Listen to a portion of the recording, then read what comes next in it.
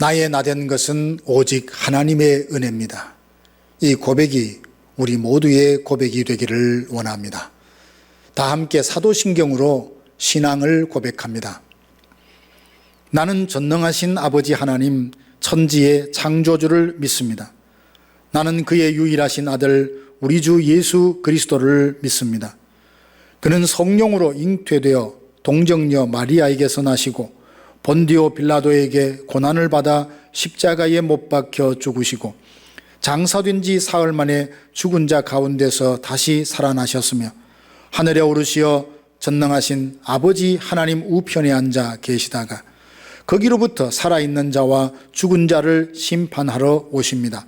나는 성령을 믿으며 거룩한 공교회와 성도의 교제와 죄를 용서받는 것과 몸의 부활과 영생을 믿습니다. 아멘.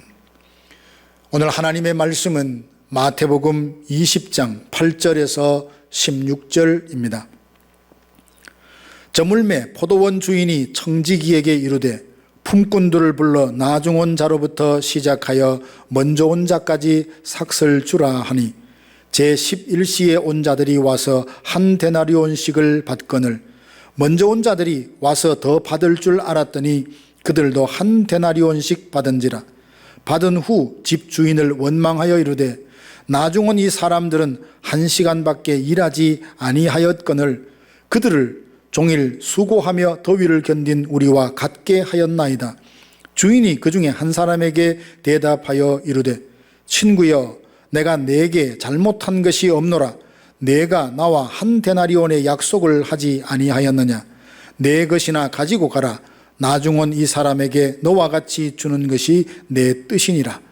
내 것을 가지고 내 뜻대로 할 것이 아니냐. 내가 선함으로 내가 악하게 보느냐. 이와 같이 나중된 자로서 먼저 되고 먼저 된 자로서 나중되리라. 아멘. 나라마다 다양한 정책을 세워서 새로운 일자리를 만들고 실업률을 낮추려고 애를 씁니다. 그러나 여전히 일을 하고 싶어도 일자리를 구하지 못해 거리를 서성이는 사람들이 있습니다. 예수님 당시에도 시장에서 많은 노동자들이 아침부터 나와 자기에게 일감을 줄 사람을 기다리고 있었습니다. 포도원을 경영하는 한 주인이 있었는데 그는 자기 포도원에서 일할 사람이 필요했습니다.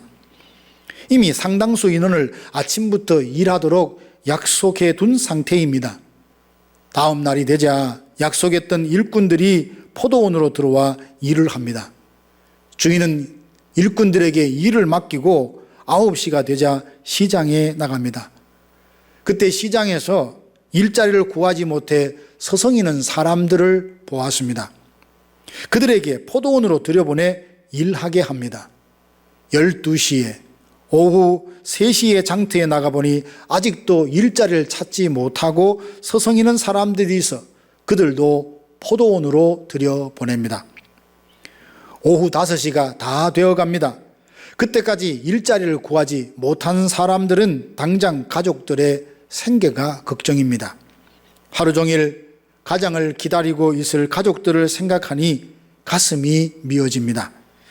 어쩔 수 없이 빈손으로 돌아가야 하나 깊은 시름에 잠겨 있는데 포도원 주인이 다가와 말을 건넵니다. 어찌하여 종일토록 여기에 놀고 서 있느냐? 그가 대답합니다. 나를 품꾼으로서 주는 이가 없습니다. 주인은 그 사람도 포도원으로 들여보내 일하게 했습니다. 어쩌면 그는 죽었다가 다시 살아난 기분이었을 겁니다. 기쁨으로 포도원에 들어가 열심히 일을 합니다. 겨우 1시간밖에 일하지 못했으니 일당은 고사하고 내일 일할 수 있는 기회만 줘도 감사하다는 마음이었을 겁니다. 오후 6시가 되어 하루 일과를 다 마치고 품삯을 받기 위해 사람들이 모여듭니다. 주인은 가장 늦게 들어와 오후 5시에 포도원에서 1시간밖에 일하지 않는 사람에게 한 데나리온을 줍니다. 1시간밖에 일하지 않았는데 하루의 품삯인 한 데나리온을 받았으니 그는 감격하며 은혜로 감사함으로 품삯을 받습니다. 이를 지켜보던 하루 종일 일했던 일꾼들이 더 많이 받을 것을 기대하며 입가에 미소가 번집니다. 그런데 주인에게 받은 것은 한 데나리온 뿐이었습니다. 그러자 일꾼은 주인을 원망합니다. 일할 수 있는 기회를 주셔서 감사하다며 하루를 시작했던 그들이 원망으로 하루를 마칩니다. 포도원에서 일어난 일은 에베소 교회에서도 일어났습니다. 교회는 주를 위한 열심이 특별했습니다. 이단과 거짓 선자를 구별하여 인내하며 주님을 위해 게으르지 않고 열심히 섬겼습니다. 부활하신 예수님은 에베소 교회의 수고와 인내를 칭찬하시면서도 처음 사랑을 잃어버렸던 것을 책망하십니다. 처음 행위를 회복하지 않으면 촛대를 옮기겠다 하십니다. 포도원에서 일어난 일은 지금 우리들의 실생활에서도 일어나고 있습니다. 많은 사람들이 감사함으로 시작했다가 원망으로 마치는 경우가 얼마나 많이 있습니까?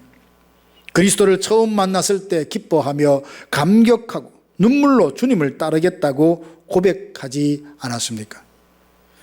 그런데 지금 그 첫사랑, 첫 감격을 아직도 갖고 계십니까? 감사함으로 시작된 일이 어느새 원망과 불평의 이유가 되어버린 것은 아닙니까? 포도원의 일꾼들은 왜 감사함으로 시작했다가 원망으로 끝마치는 걸까요? 그것은 공로주의 때문입니다. 공로주의란 보상을 받을 만한 가치 있는 행동을 했다고 생각하여 자기 수고에 대해서 마땅히 보상을 받아야 한다는 심리입니다. 먼저 온 자들이 말합니다. 나는 종일토록 더위를 견디며 수고했는데 더 많은 것을 받는 것이 당연하지 않느냐라고 생각했고 그 기대가 미치지 못하자 주인을 향하여 원망과 불평을 쏟아 놓았습니다. 공로주의에 사로잡히면 큰 복을 받아도 은혜를 은혜로 여기지 않고 당연한 대가로 여기니 감사하지 않습니다. 내가 드린 헌금이 얼마이며 내가 섬긴 일이 얼마나 많으며 내가 얼마나 많이 기도했는데 내가 얼마나 일했는데 이 공로의식으로 가득하게 되면 은혜를 은혜로 여기지 못하고 감사가 사라집니다. 모든 것은 당연하게 여기거나 자기가 기대했던 것보다 못한 반응과 대우에 대해서 불평과 원망을 쏟아놓게 됩니다. 우리는 이미 하나님께로부터 과분한 사랑, 넘치는 은혜를 받았음을 믿습니다. 이 믿음으로 공로주의를 버리고 잃었던 감사를 회복하시기 바랍니다. 감사를 원망으로 바꾸는 또 다른 이유는 비교의식 때문입니다. 나중 온 사람들은 1시간밖에 일하지 않았는데 그들을 종일 수고하며 더위를 견딘 우리와 같이 대하는 것은 옳지 않다고 생각했습니다. 먼저 온 자들은 비교하면서 자신은 특별한 대우를 받아야 할 사람이라고 생각했습니다. 비교의식은 감사를 갉아먹는 바이러스와 같습니다. 나의 나된 것은 하나님의 은혜라. 이 바울의 고백이 자기 자신의 고백이 되어서 은혜를 감사하는 사람은 결코 그 마음에 감사가 떠나지 않을 것입니다. 내게 주신 은혜는 과분한 사랑이라는 마음을 가질 때만이 범사에 감사할 수 있습니다. 내가 가진 것과 다른 사람이 가진 것을 비교하는데 마음을 두지 말고 하나님께서 내게 주신 것을 어떻게 사용할까에 관심을 두어야 합니다. 사랑하는 성도 여러분, 지금 내가 호흡하고 살아있음이 하나님의 은혜입니다. 우리 마음에서 공로주의와 비교의식을 버림으로써 원망과 불평이 사라지길 바랍니다. 오늘 하루 내가 누리는 모든 것이 은혜임을 믿고 범사에 감사함으로 하나님께 기쁨을 드리는 모든 성도들이 되시기를 주님의 이름으로 축복합니다. 다 같이 기도하시겠습니다. 지금은 우리 구주 예수 그리스도의 은혜와 하나님 아버지의 크고 놀라우신 사랑하심과 성령의 위로교통 충만케 하심이 원망은 사라지고 불평은 버리고 범사에 감사하기로 마음에 다짐하는 사랑하는 성도들 머리 위에 이제로부터 영원토록 함께 있을지어다. 아멘.